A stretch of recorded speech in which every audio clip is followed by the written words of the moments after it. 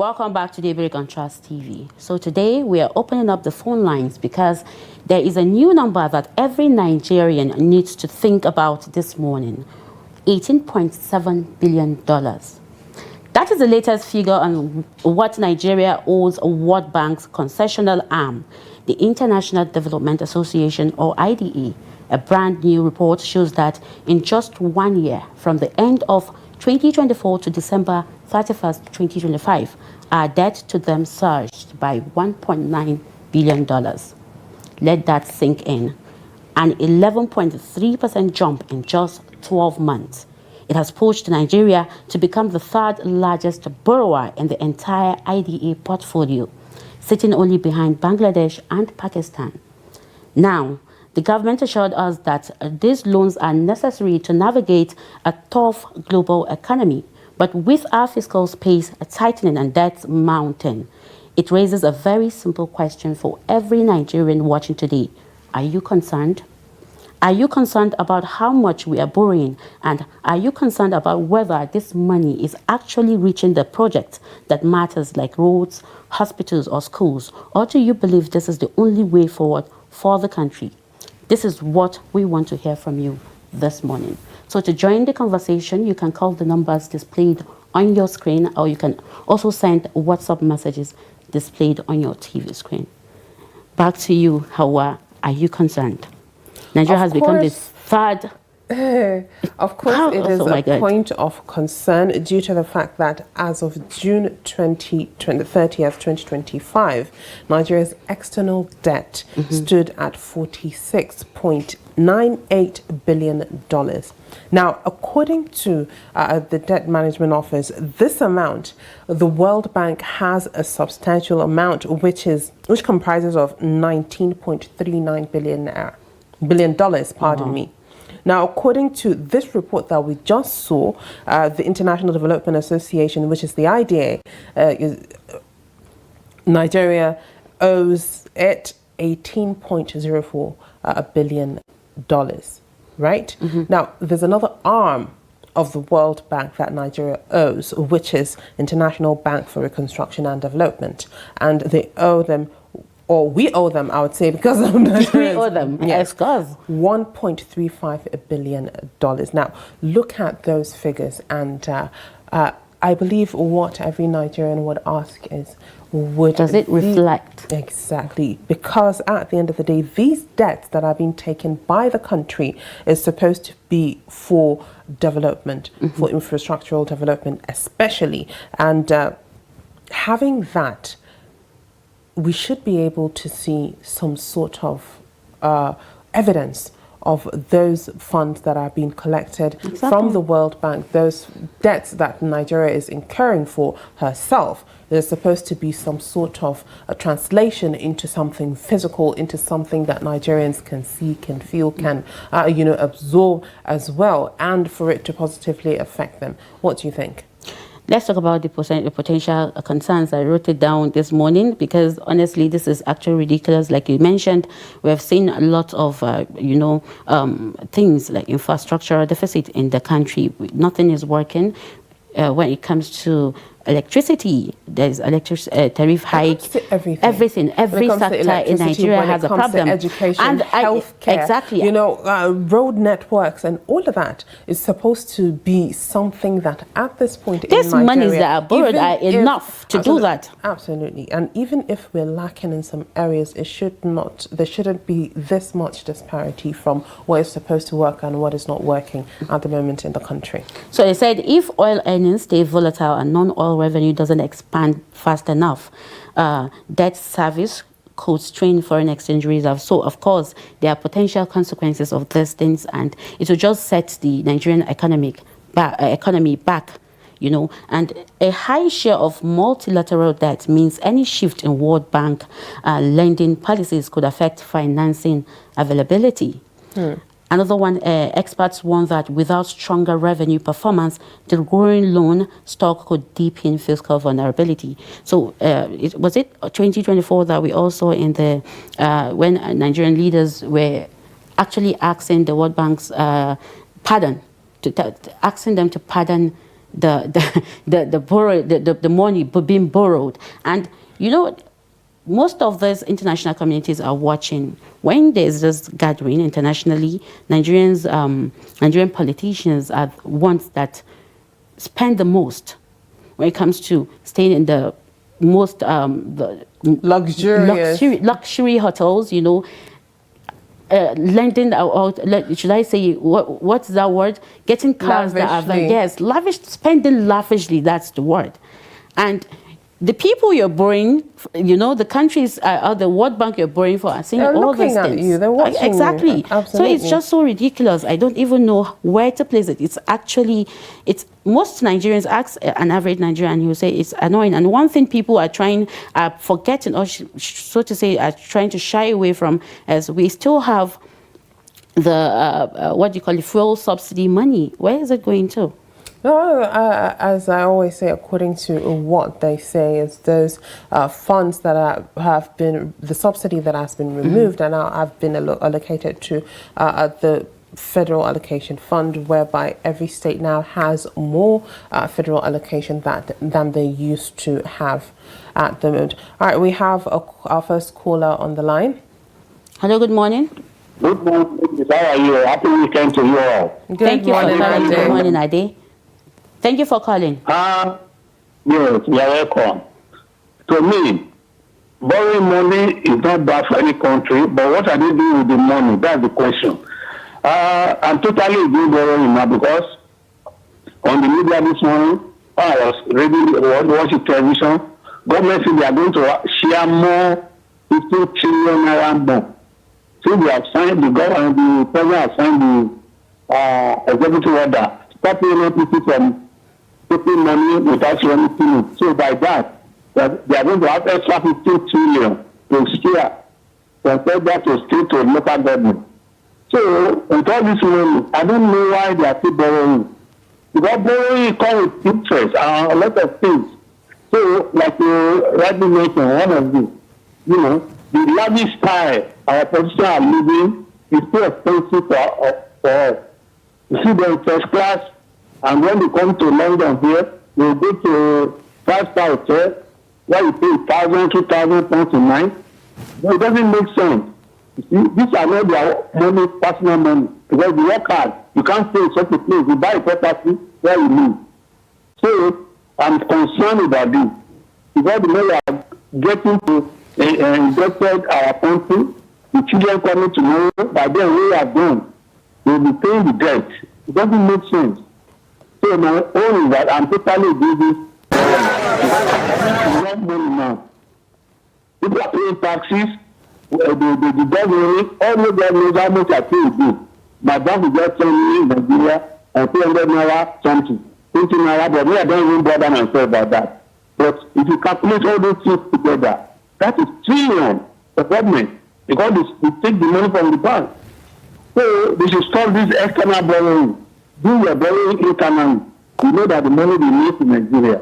Because this suffering of our people is getting too much. No life here, no life there. They kidnap, they kill people, bad roads, not everybody can fly. Even the fly first, you just thank God that it's safe. So I want government to wake up and stop coming here to borrow money. Stay in Nigeria, use the money they are getting in Nigeria to work for Nigeria. That's my own contribution to that. God bless Nigeria. Enjoy your weekend. All right, thank you very much, Ade, for that. Now, Mariam, according to economists, that borrowing should always be backed by sound economic reasoning and clear development priorities. Now, when you borrow money and it doesn't translate to what that money is intended for, there's a very, very big problem. Now, the key issue is debt sustainability, which depends heavily and primarily on, the country's revenue capacity to service its obligation. I will come back to that. I believe we have another caller on the line. Hello, good morning. Watching people from Imo State. Thank you for calling. What's your name, please? My name is Chinedu. Okay, Chinedu, go ahead. I want to talk about this money that the government, or should I say the Nigeria, are borrowing. Why are they borrowing money without no tangible thing that we reproduce that money back. Every year, every season, all we hear is all about the Nigeria borrowing money for infrastructure, building of road, security, but 10 years, security we don't have. Good road we don't have. Then why can't they borrow that money to build companies for people of Nigeria to benefit from? And they can also be paying that money. How can they borrow money and they don't know how to pay it? And why we the citizens, will be suffering towards it, which is not good. Now we are borrowing a huge amount of money. Where that money is going to come from? From us, the citizens, by paying tax and all that. Still yet, we are still suffering. Next year, they will try to borrow another one without no tangible.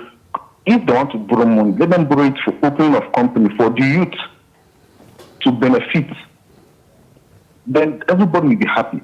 But you can't borrow money and telling us that you are using it for road, hospitals, this, that.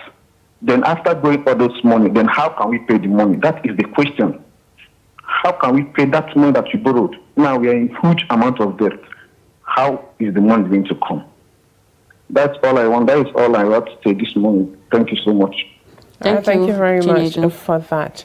Now, aside from, having to be able to give evidence or people to see evidence of what those loans are meant to do, now, Nigeria still needs a very strong cash flow to be able to meet up with repayment schedule. And if we don't do that, Nigeria will definitely continue to fall back in the vicious cycle that we usually see her fall back in, having to collect loans to service other debts as well. I believe we have a call. We have another caller. Hello, good morning. Hello, good morning. Are you there? It seems the caller, we lost. All right, that we lost call. the call. Make sure you call us in. Call us back so that you can share your thoughts and opinions. Now, having to be able to be able to pay for those loans, very important, so that we don't fall back into vicious cycles as we are used to in our budgets. We see that we have to borrow and pay back those loans that Nigeria has collected without seeing anything tangible. And you ask the question, okay, where does the money go to? How come Nigeria does collect these loans, incur these debts, and they don't put it in use and make sure, absolutely, and make sure you can be able to generate funds that you can service those debts with? Because at the end of the day, if you're borrowing, you have to have a way to repay those debts. And what baffles me is that aside borrowing, Nigeria as a country generates revenue. Absolutely. And when the subsidy was removed, they said it's because they want to save money to channel it to other things. So where is the money being generated going to? Where is the full subsidy money that is removed? Where was it taken to? So even if do we have plans to repay back, or are we going to still go to the World Bank and start lobbying to be pardoned? So it's just so unfortunate. It has become a continuous trend for Nigeria. But at the end of the day, if you're watching us, we're still on the matter. Nigeria's World Bank debt. Are you concerned? We've seen that according to the World Bank, Nigeria owes the International Development Association, which is an arm of the World Bank. It is a concessional arm of the World Bank, and it owes them about $18.7 billion, not in naira, dollars. Absolutely, that is a lot of money. Now, with our debt, with them surging to up to $1.9 billion, or more than that, actually, it is quite shocking. And the biggest question, as we've been talking and we've been saying, is how are these monies going to be paid for?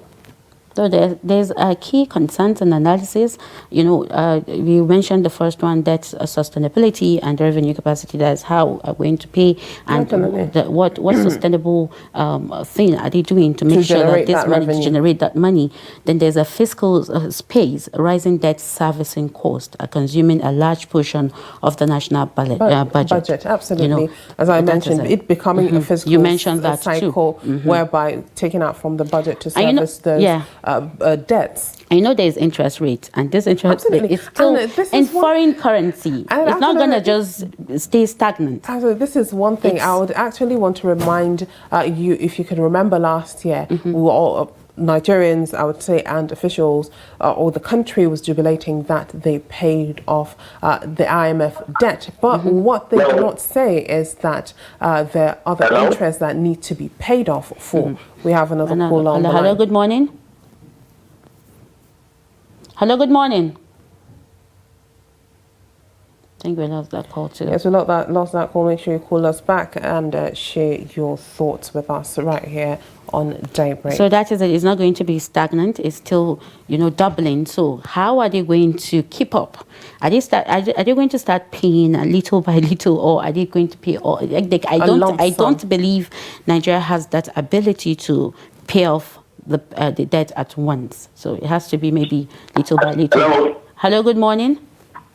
Good morning. How are you on Trust TV? Yes, you are. Thank you for calling. Thank you for joining us. What is your name and where are you calling from? That we had to go to this extent of borrowing so much money. And how did we get to this level has been a big problem. Because when we borrow money, the money borrowed is expected to be executed or to be run for a particular project, and which has to be confirmed executed. But until our leaders are held responsible for non-performance of projects borrowed money for, then we have a long way to go. In subsequent years, many constituents are borrowed money, and of which this money borrowed, nothing of being seen on ground, being done with the money. But what has been done? Nothing. I believe until there is proper accountability for every money borrowed and for what project they are being meant for, if properly executed, then we have a lot of problems.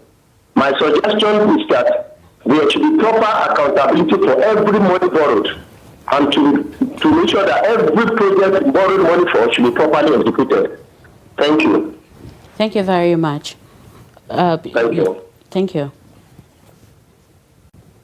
So another analysis, we were still talking about the analysis on the key concerns of this borrowing, and there is ongoing debate right now among experts about whether these loans are translating into measurable economic growth. I think you mentioned that too. Yeah, or if they are simply plunging and budget deficits caused by volatile oil revenues, and like I said, I want to expand on the interest in which there is an ongoing debate too, that about whether these loans are translated into measurable economic growth, or if they are simply plunging into, I mentioned that, then because this debt is denominated in foreign currency, any further devaluation of the naira significantly increases. That's the major concern now. Absolutely. Because maybe if by next 2 months or next 3 months, it might not be 18 point something billion, it will spiral or it will double. Increase. So, and we have to pay again. Definitely, and that is aside from the interest that is on that debt. And I believe it has come to a time where Nigeria needs to stand up and take accountability and understand that there needs to be somewhat of a body that oversees these loans and servicing those loans as well, when it comes to borrowing those funds and making sure that each step of the way is being accounted for. Those funds that have been borrowed need to be used for what they have been borrowed, and then be accounted for every penny of that money. Because if we do continue to keep on borrowing in Nigeria, and there is no accountability as well as transparency of what those funds are used for, because at this point we do not know what the funds are being used for, and even if we do, or that we've been told that this is what the funds are meant to be used for, we do not see a direct translation of the projects that are meant to be done with it. So where does it go, and how is it that those funds disappear? So now the question is, what is the Nigerian government saying? You know, just like you mentioned, the biggest problem I think about the Nigerian government is the lack of accountability and transparency. When they got this money, we didn't even know how it got into the Federation account, how it was used, nothing like that. And now, what are they saying about the borrowing, and what happens if Nigeria cannot, at the end of the day, be able to meet up or to pay back? What will happen? What do you think is going to happen? The vicious cycle that we continue to see, taken out from public funds and then putting it to service those debts that have not been able to pay off for themselves. Because you have to be able to have a plan of repayment in order for you to, take off that debt without it affecting the economy as well, and what you can be able to do, as well as the budget in Nigeria. So Nigeria is the third largest borrower of the World Bank, after Bangladesh and Pakistan. So in Africa, Nigeria is actually the first. Absolutely. This is goodness. Absolutely. When I saw that statistic, I was in like, Africa, okay, we're actually the first. That Nigeria is one of the countries that needs those debts or loans the most in Africa? When you look at other countries, whether it be in West Africa, North Africa, South Africa, the Central Africa, is Nigeria the most that needs to collect those debts, those loans. And come to think of it, Nigeria is blessed in every way. In every way, in Nigeria has a lot of things that most African countries do not have. And right now, we have more than 5 African countries that are way better than Nigeria when it comes to everything, infrastructure, leadership, and what have you. And they're not borrowing anything from anybody. Now, the question is it that at this point, Nigeria cannot be able to at least do the needful, or is it that the sheer might of misappropriation of funds in Nigeria cannot be stopped, and the rate of not being able to be accountable and transparent when it comes to these processes at the end of the day? The National Assembly that are supposed to question the government, because they stand for the people. Absolutely. On how these monies are being spent and not doing what they're supposed to do. And Nigeria's citizens are actually powerless at this point, because I feel like the government owes Nigeria's citizens explanations. Nigerians deserve to, they deserve explanations and accountability, so to say, from the government at this point, because this is actually a serious issue. But I am surprised that this is not even, I would rather say Nigerians are tired, It has reached to that point. Yes. I believe you have a couple of WhatsApp messages, right, Maya? Yeah. You start by reading one. All right. We have a message from Usman Santaraki Beti from Jimita in Yola. And he says, good morning, Hauwa, Kiyawa, and Mariam Idris this beautiful Friday morning. Honestly, I admire Hauwa's dress sense. Oh, thank you very much, Usman Santaraki. To the topic for the day, I am concerned with the high rising borrowings of the country. The country or the leadership is continuously borrowing from everywhere, and absolutely there is nothing to show for the massive borrowings. And the debt is continuously accumulated. That can be a problem for the country, and those presently at the helms of affairs who went into the borrowings may have left the stage, thereby those that may find themselves at the helms of affairs bear the brunt. So any reasonable Nigerian must be concerned with the debt profile of the country. Remain blessed and have a nice day. Thank you very much, Usman Santaraki. Thank you for that. I believe we have a caller. Okay, we have another caller. Hello, good morning. Huh? Good morning. Hello, good morning. Is that Trust TV? Yes, this is Trust TV. Thank you for calling. Thank you for work well done. Thank you. What's your name and where you're calling from? The topic we are talking about. All right. Okay. Please tell us your name and where you're calling from.